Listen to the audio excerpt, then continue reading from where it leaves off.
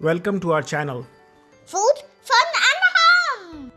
Bismillahirrahmanirrahim. Assalamu alaikum viewers and hello friends. Welcome back to our channel.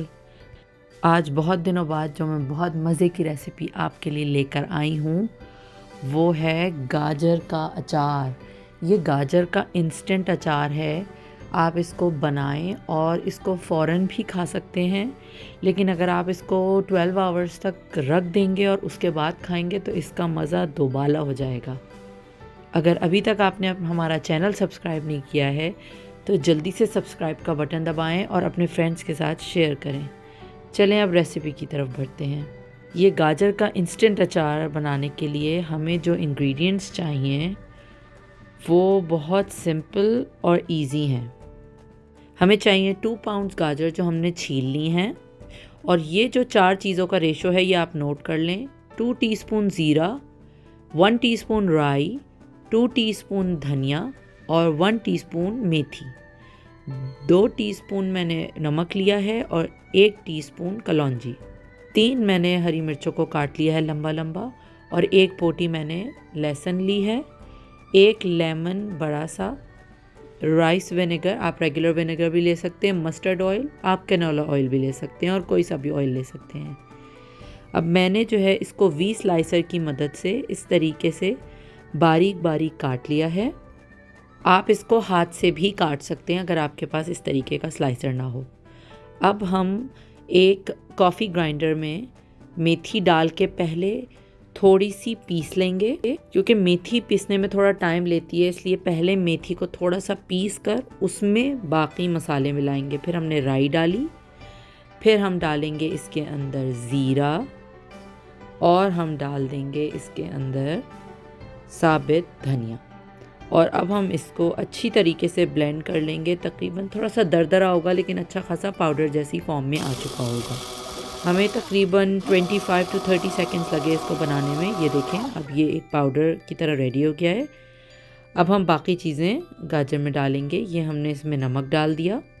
अब जो हमने मसाला पीसा था ये भी हम इसके अंदर डाल देंगे, और उसमें अब हम जो है वो हरी मिर्चें और लहसुन जो हमने काटा था वो डाल देंगे, और थोड़ा थोड़ा इसको मिक्स करेंगे।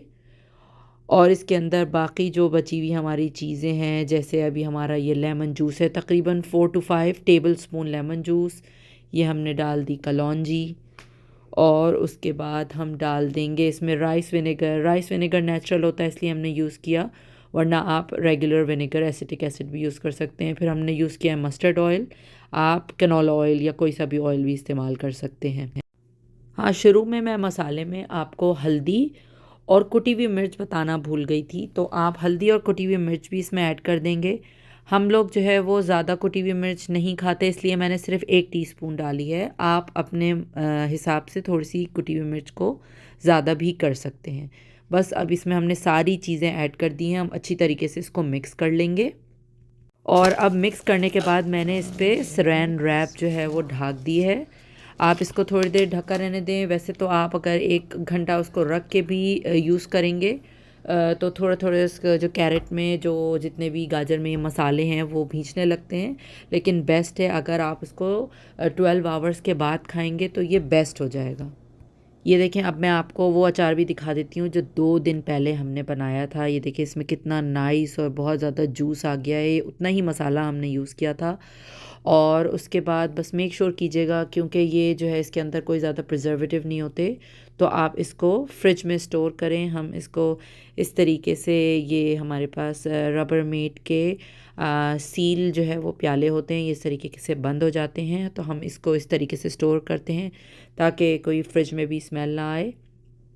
ये बहुत ही ज़बरदस्त अचार होता है, बहुत मज़ा आता है इसको खा के। ये ख़ास मेरी बहन की तरकीब है, लेकिन हम इसको बहुत ज़्यादा रेगुलरली अब बनाने लगे हैं अपने घर में भी। ये बहुत ही ज़बरदस्त लगता है दाल चावल के साथ, खिचड़ी के साथ, या जैसे आप चने की दाल गोश्त वगैरह बनाएं। चलें, उम्मीद है कि आपको मेरी ये छोटी सी रेसिपी पसंद आई होगी। ज़रूर ट्राई कीजिएगा और मुझे कमेंट में बताइएगा कि आपका अचार कैसा बना। हम बहुत जल्द मिलेंगे नई वीडियो के साथ, तो keep watching food fun and हम। और हाँ, अपने दोस्तों के साथ शेयर करना ना भूलिएगा। खुदा हाफिज। Thanks for watching. Like, share and subscribe.